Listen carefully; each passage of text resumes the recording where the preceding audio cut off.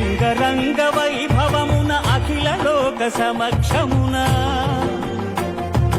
పద్మావతి పతి ఆయను పరంధాముడు సకల సురలు ప్రార్థింపగ శ్రీదేవిని భూదేవిని ఎదను నిలుపుకున్నాడు వెంకటేశుడు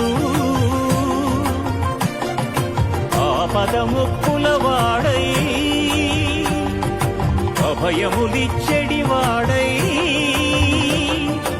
ఆపదముక్కుల వాడై అభయములిచ్చెడివాడై సప్తగిరుల వెలసినాడు శ్రీనివాసుడు. గోవింద గోవింద గోవింద